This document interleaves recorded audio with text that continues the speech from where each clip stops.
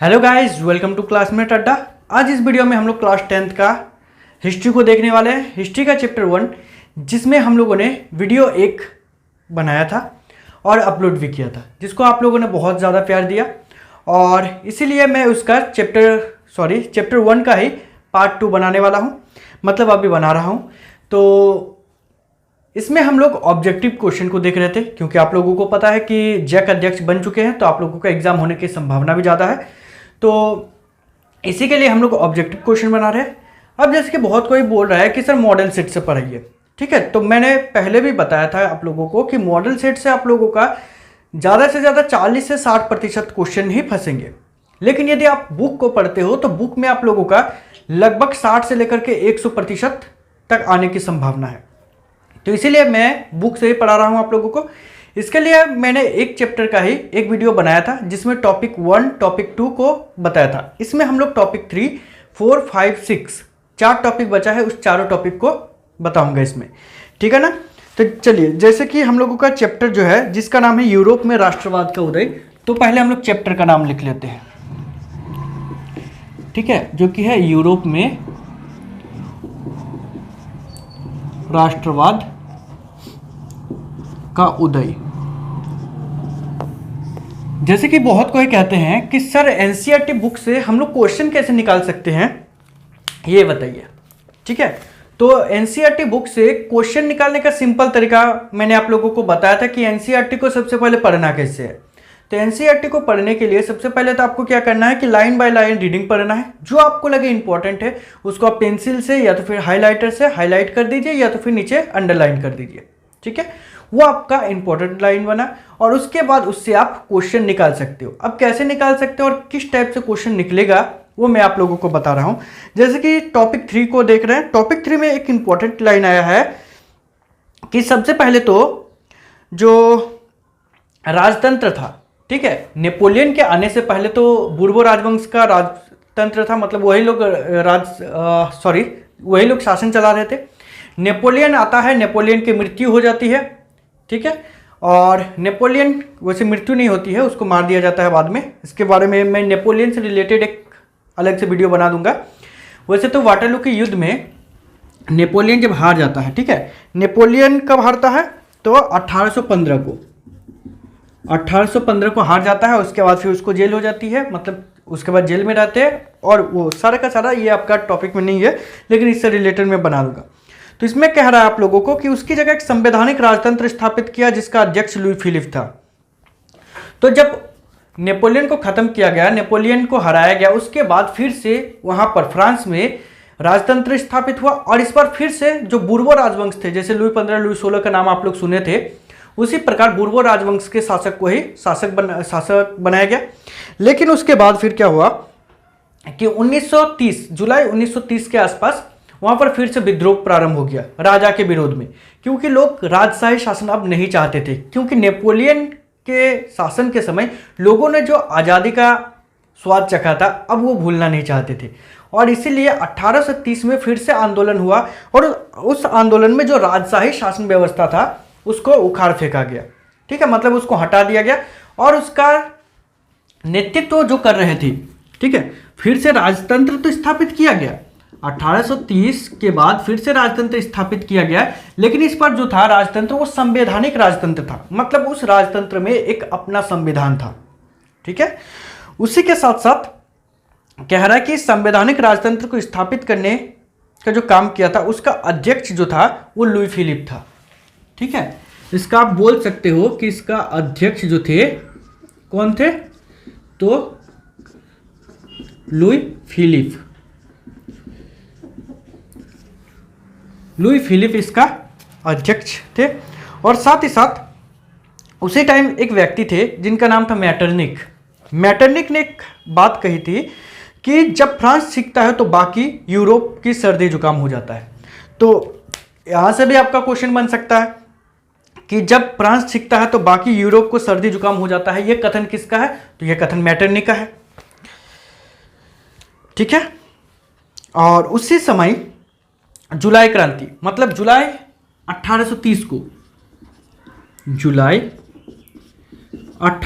को एक आंदोलन हुआ, एक क्रांति बोल सकते हुआ, जिसमें क्या हुआ कि यूनाइटेड किंगडम और नीदरलैंड ये दोनों अलग हो गया। तो आप लोग को क्वेश्चन यहाँ से भी बन सकता है कि नीदरलैंड और यूनाइटेड किंगडम कब अलग हुआ? तो जुलाई 1830 को हुआ था, ठीक है। और उसी के साथ साथ अब जैसे कि यूनान था, यूनान भी एक देश था, यूनान भी अलग होने के लिए जो ऑटोमन साम्राज्य था, ठीक है, जिसमें चलिए आप लोगों का एक होमवर्क दे रहे हैं, आप लोगों का तो प्रिपरेशन पूरा हो गया। तो ऑटोमन साम्राज्य जो है आपका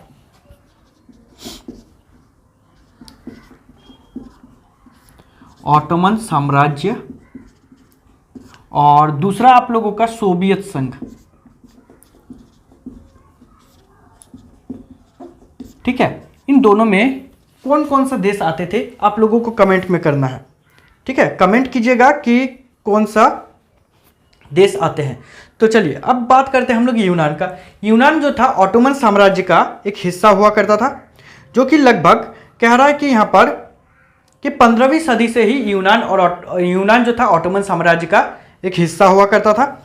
लेकिन उसके बाद 1821 में वहाँ पर क्या हो गया कि संघर्ष प्रारंभ हो गया कि यूनान को भी एक स्वतंत्र राष्ट्र का दर्जा दिया जाना चाहिए। और इसके लिए एक अंग्रेजी कवि थे, ठीक है, मतलब एक अंग्रेज कवि थे जिनका नाम था लॉर्ड बायरन। चलिए नाम लिख देते हैं,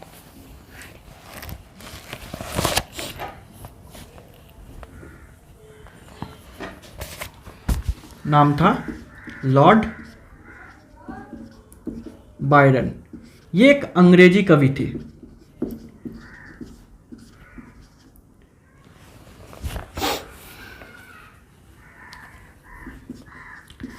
अब इसका क्या बात है? तो लॉर्ड बायरन जो थे वह युद्ध लड़ने के लिए धन इकट्ठा कर रहे थे, बहुत ज़्यादा धन का इकट्ठा भी कर लिए। लेकिन क्या हुआ कि जब वो युद्ध लड़ने के लिए गए, और युद्ध कब लड़ने के लिए गए? तो 1824 में। जब 1824 ईस्वी को वो युद्ध लड़ने के लिए गया तो उस समय वो युद्ध ही नहीं कर पाया, क्योंकि युद्ध से पहले ही उसको बुखार हो गया और बुखार में ही उसकी मृत्यु हो गई, ठीक है। और उसकी मृत्यु हो गई, लेकिन अंत में क्या हुआ कि 1832 ईस्वी को कुस्तुनतुनिया की संधि हुआ। कुस्तुनतुनिया, ठीक है, कुस्तुनतुनिया की संधि होता है, और जिसमें क्या हुआ कि यूनान को एक स्वतंत्र राष्ट्र का दर्जा दिया गया। तो यहाँ पर आप लोगों का क्वेश्चन यहाँ पर भी निकल सकता है कि यूनान को कब स्वतंत्रता मिली? तो 1832 ईस्वी को। और किस संधि के तहत? तो कुस्तुनतुनिया की संधि के तहत। इस तरीके से आप लोग क्वेश्चन यहाँ से निकाल सकते हो। उसी प्रकार एक छोटा सा लाइन है आप लोगों का यहाँ पर, ठीक है, जो कि है जर्मनी दार्शनिक योहान गॉटफ्रीड जैसे रोमानी चिंतक, ठीक है। ये भी इंपॉर्टेंट है। यहाँ पर अब बोलिएगा कि ये इंपॉर्टेंट कैसे है? तो देखिए यहाँ पर एक क्वेश्चन आप लोगों का निकल सकता है, जर्मन दार्शनिक योहान गॉटफ्रीड। तो यदि पूछा जाए योहान गॉटफ्रीड कौन थे, तो चलिए इसको भी लिखते हैं।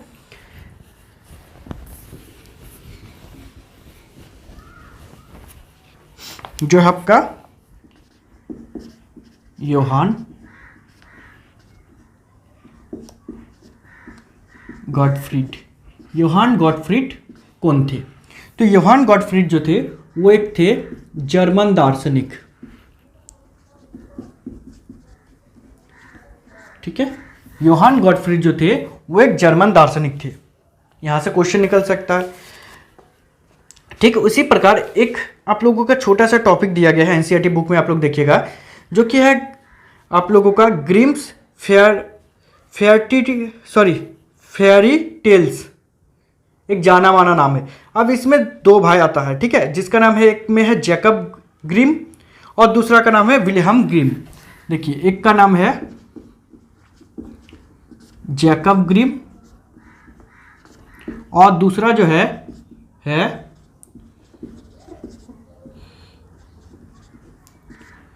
Wilhelm Grimm.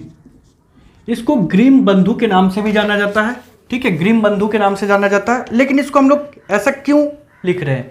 तो ऐसा इसीलिए लिख रहे हैं क्योंकि इन दोनों भाई ने मिलकर के 33 खंडों में जर्मन भाषा का शब्दकोश प्रकाशित किया था। इन दोनों भाई ने मिलकर के क्या किया था, तो 33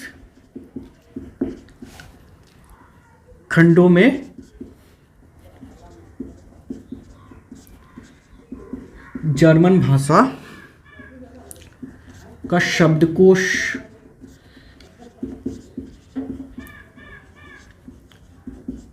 प्रकाशित किया था।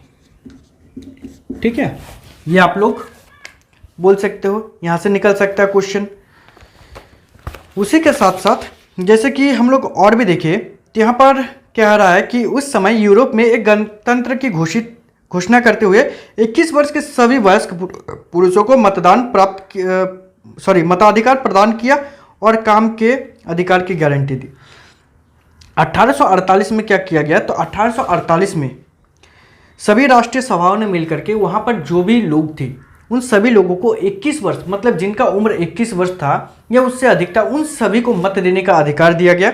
और साथ ही साथ जो है उन लोगों को काम के अधिकार की भी गारंटी दिया कि काम करना भी आपका अधिकार होगा, इसके लिए भी आपको अधिकार दी जाती है, इसकी गारंटी दी जाती है, ये भी बताया गया था। साथ ही साथ यदि जैसे कि अगला हम लोग देखें, कह रहा है कि 18 मई 1848 को 821 निर्वाचित प्रतिनिधियों ने एक सजे धजे जुलूस में जा रहे फ्रैंकफर्ट संसद में अपना स्थान ग्रहण किया। और जर्मन का ही एक क्षेत्र है, ठीक है, जर्मन के बारे में यहाँ पर बताया जा रहा है कि जर्मनी का एक इलाका है जिसका नाम है फ्रैंकफर्ट वहाँ का एक शहर है। वहाँ पर एक नेशनल असेंबली के पक्ष में मतदान किया गया। और कब हुआ ये मतदान, तो ये मतदान हुआ था 18 मई 1848 को, ठीक है। और उसमें लगभग 831 निर्वाचित प्रतिनिधि मतलब हो गया चुना गया प्रतिनिधि, उसको क्या करवाया गया, तो सांसद में स्थान ग्रहण करवाया गया, मतलब एक प्रकार से सांसद बनवाया गया। और उसमें कुल मिलाकर के 821 सांसद बनाए गए, उन लोगों को शपथ ग्रहण करवाया गया।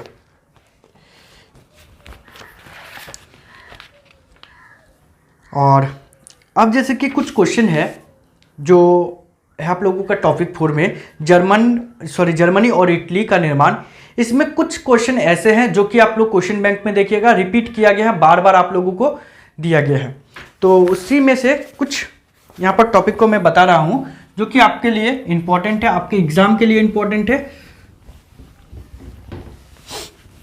जैसे आपको यहाँ पर सबसे पहले बताया गया, जैसे कि आप लोगों को हम बताए थे कि नेपोलियन ने क्या किया था कि नेपोलियन ने छोटे मोटे जो क्षेत्र था उन सभी को मिला जुला करके 39 राज्यों का एक महासंघ बनाया था, ठीक है। तो नेपोलियन ने ही छोटे छोटे चीज़ों को मिला करके एक बड़ा मतलब महादेश के रूप में, महादेश नहीं बोल सकते, मतलब बड़ा देश के रूप में परिवर्तन किया था। सबसे पहला काम जो है ये नेपोलियन ने किया था। और उसके बाद जो है बाद में और भी बहुत सारे दार्शनिक आए, बहुत सारे राष्ट्रवादी लोग आए, उन लोगों ने कोशिश किया, जैसे इटली और जर्मनी ये दोनों अलग अलग पार्ट्स में, अलग अलग राज्यों में, बहुत सारे राज्यों में विभाजित था।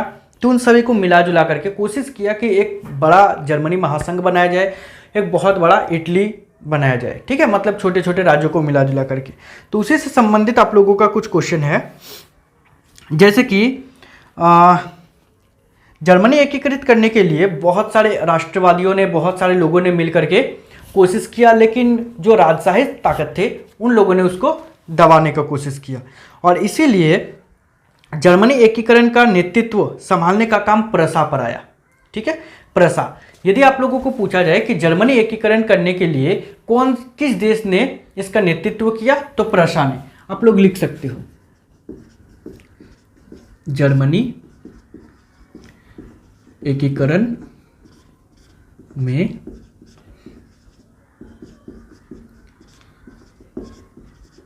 किस देश ने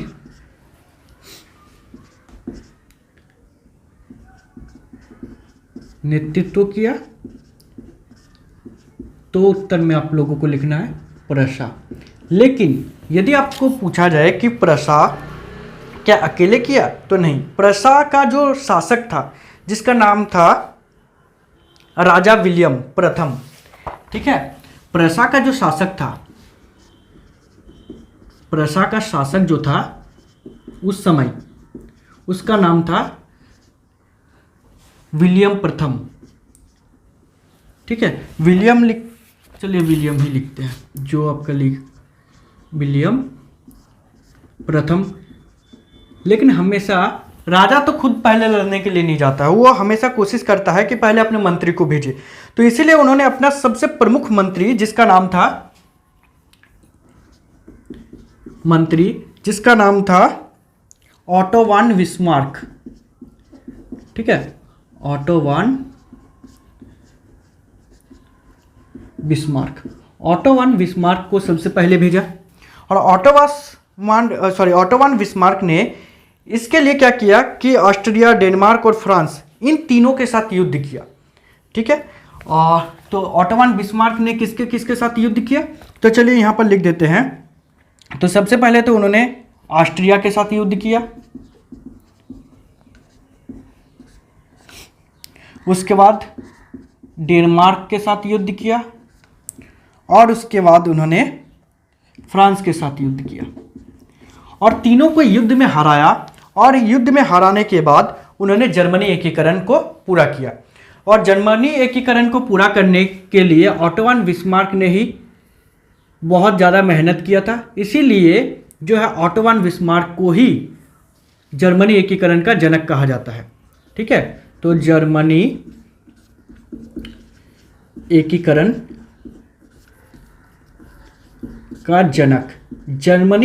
का जनक जो है ये ऑटो वान बिस्मार्क को ही कहा जाता है। ठीक है, ऑटो वान बिस्मार्क को कहा जाता है। ठीक है, इसको याद रखिएगा। और उसके बाद जब जर्मनी एकीकरण हो जाता है, लेकिन समस्या ये है कि जर्मनी एकीकरण कब पूरा होता है। ठीक है, तो जर्मनी एकीकरण जो है वो पूरा होता है 1871 को, मतलब 1871 को पूरा होता है। और किस महीने को, तो जनवरी महीना को ये पूरा होता है। और उसके बाद फिर क्या होता है कि वहाँ का राजा जो है, राजा घोषित किया जाता है विलियम प्रथम को वहाँ का जर्मनी एकीकृत जर्मनी का शासक घोषित किया जाता है। तो यहाँ से रिलेटेड आप लोगों का कुछ क्वेश्चन ऐसा है जो कि आप लोगों को पूछा जाता है। तो एकीकरण कब हुआ, तो एकीकरण जो हुआ था वो होता जनवरी 1871 को। ठीक है, इसको याद रखिएगा, इस दिन को जर्मनी एकीकरण पूरा हुआ था। उसके बाद जर्मनी एकीकरण के बाद और एक क्वेश्चन आता है, आप लोग मतलब और एक टॉपिक है जिससे रिलेटेड आप लोगों का क्वेश्चन बहुत पूछा जाता है, वह इटली एकीकरण से संबंधित। ठीक है, तो इटली को भी बता देते हैं, इटली से रिलेटेड क्या है। तो जैसे कि इटली भी बहुत सारे राज्यों में विभाजित था। जिस प्रकार जर्मनी जो था छोटे छोटे राज्यों में विभाजित था, उसी प्रकार इटली भी बहुत सारे राज्यों में विभाजित था। ठीक है ना, तो लेकिन उस इटली में लगभग कुल मिलाकर के यदि देखा जाए तो यहाँ पर आप लोगों को कह रहा है,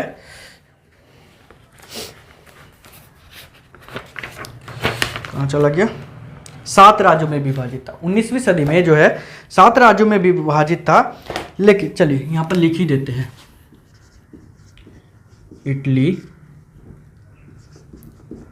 7 वंशानुगत राज्य में विभाजित था।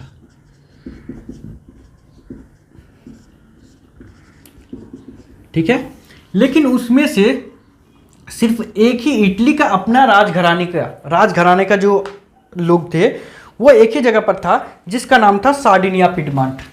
ठीक है, तो इटली का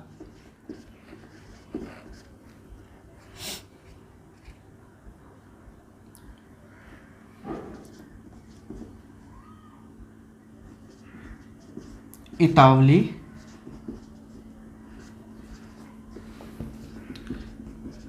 घराने का शासक जो था वो एक ही जगह पर था, और वो था सार्डिनिया पिडमांट।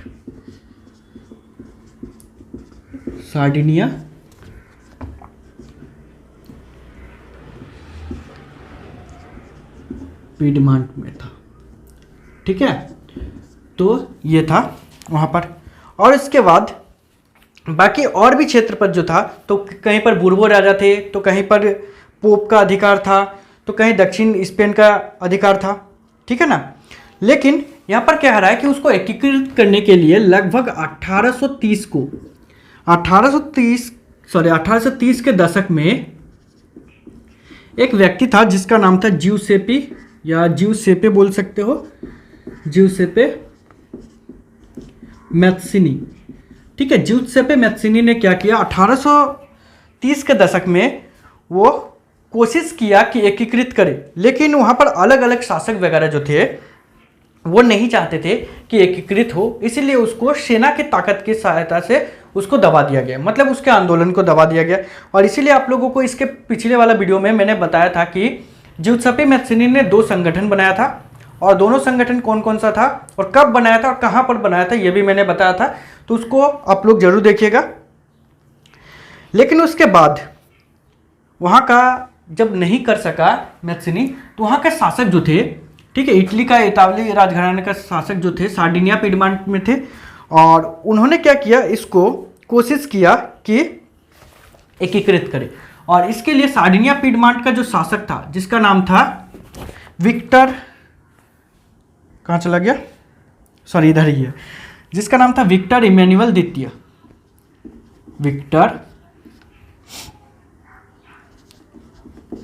इमैनुअल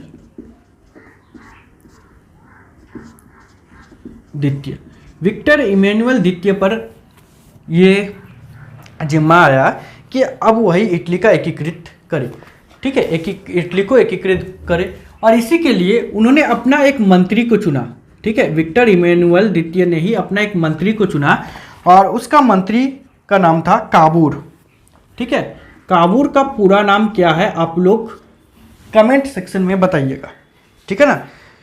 और काबूर ने क्या किया कि वो पहले तो बहुत ज़्यादा इंटेलिजेंट था, इसीलिए उन्होंने कूटनीति की सहायता लिया, और कूटनीति की सहायता से उन्होंने क्या किया कि ऑस्ट्रिया को हरा पाया, और ऑस्ट्रिया को हराने में सक्षम हो गया, ऑस्ट्रिया को हराया। और उस ऑस्ट्रिया को हराने के लिए उन्होंने और एक व्यक्ति की सहायता लिया जिसका नाम था जिउसेप्पे गैरिबोल्डी।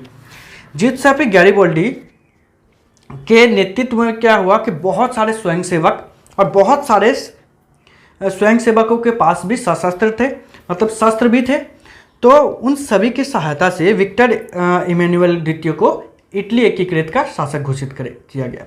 ऐसे ही नहीं, उन सभी देशों को ऑस्ट्रिया को हराया, और उसके बाद 1861 को, ठीक है, मतलब 1861 को क्या किया गया, इमैनुअल द्वितीय को, इमैनुअल द्वितीय मतलब ये अलग व्यक्ति नहीं है, विक्टर इमैनुअल द्वितीय है। इमैनुअल द्वितीय को एकीकृत इटली का शासक घोषित किया गया। ठीक है, तो यहाँ पर इटली एकीकृत भी हो गया और जर्मनी एकीकृत। इन दोनों से आप लोगों का बहुत सारा क्वेश्चन पूछा जाता है। ठीक है ना, हर साल आप लोग देखिएगा क्वेश्चन बैंक खोल करके कि हर साल आप लोगों का इससे रिलेटेड क्वेश्चन देता ही है। इसमें और एक चीज़ आप लोगों को दिया गया है कि विक्टर इमैनुअल जो था उसका पत्नी का भी नाम दिया गया है। ठीक है, इमैनुअल द्वितीय जो है इसका पत्नी का भी नाम दिया गया है, और इसका पत्नी का नाम है ला टालिया। ठीक है, ला टालिया नाम था। और उसके बाद आप लोगों का है ब्रिटेन की अजीब दास्तान, और उसके बाद टॉपिक 5 है, टॉपिक 6 है।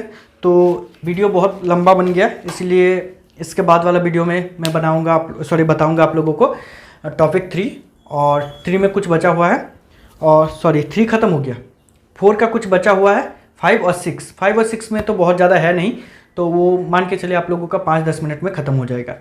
तो यदि आप चाहते हो कि मैं डेली आप लोगों के लिए वीडियो अपलोड करूं, तो कृपया मतलब आप लोग वीडियो को शेयर कर दीजिए, शेयर कीजिए, यही मेरे लिए सपोर्ट का काम करेगा, ठीक है। तो आप लोग मेरा सपोर्ट कीजिए, मैं आप लोगों का सपोर्ट करता हूँ, ठीक है।